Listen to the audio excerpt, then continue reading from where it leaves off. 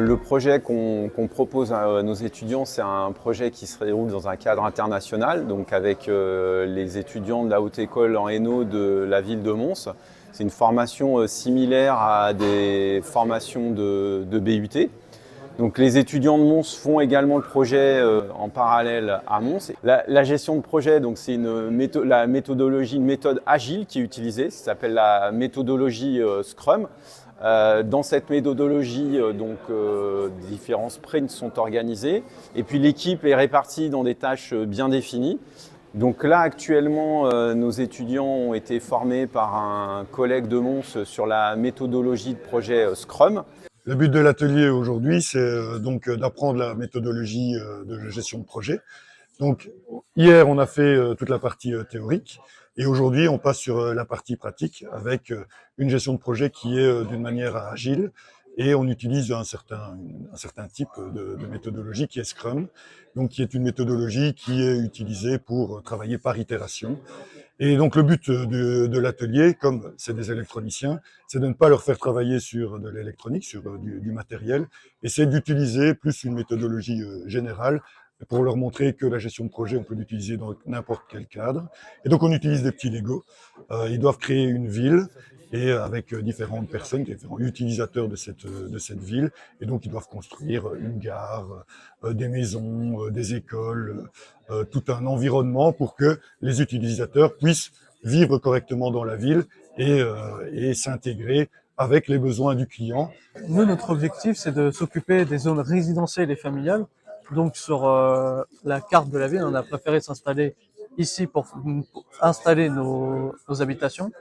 Et juste à côté, on va installer les écoles et les crèches, car l'un des besoins, c'est qu'ils soient assez proches des écoles pour avoir de la sécurité et emmener leurs enfants de façon sûre.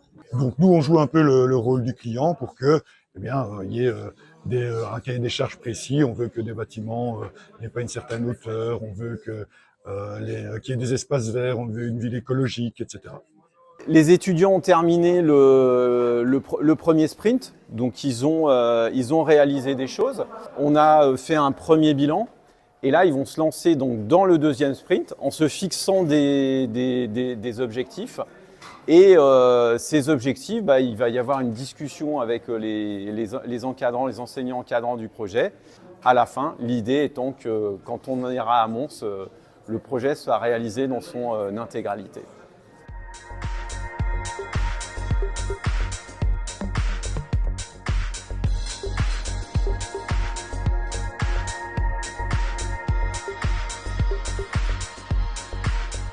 Alors, moi je suis Scrum Master et en tant que Scrum Master, je gère un peu mon équipe. Donc là actuellement on est 5 et donc là on est au deuxième sprint. On est en train de commencer le sprint backlog, donc c'est-à-dire qu'on va faire une petite gestion des tâches, on va créer un planning et ensuite je vais coacher un peu chaque membre de mon équipe, faire une répartition des tâches, donc donner les tâches aux développeurs et pour pouvoir mener à bien notre projet. Un Scrum Master notamment est le garant des respects des délais et également des tâches qui vont être réalisées. Et puis également c'est l'interface avec le client. Donc là on a 4 groupes projets, donc on a 4 Scrum Masters qui gèrent leur équipe, chacun à leur manière. Et voilà, sur les premières séances on a pu constater que chaque équipe partait sur des stratégies un peu différentes et c'est aussi la valeur ajoutée de ce projet.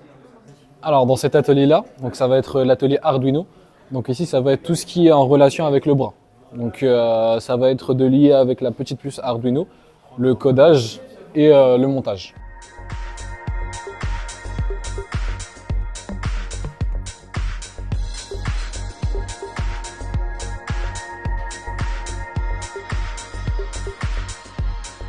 C'est un travail sur le semestre 3, donc pour des étudiants de but 2 en formation initiale.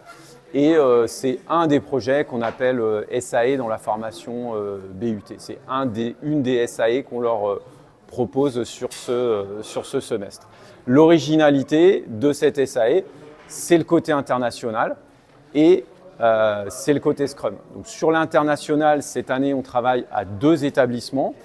L'année prochaine, l'objectif, c'est de travailler à 3 établissements, c'est d'inclure une université italienne. Et en plus de la dimension internationale, il y aura également l'utilisation de l'anglais.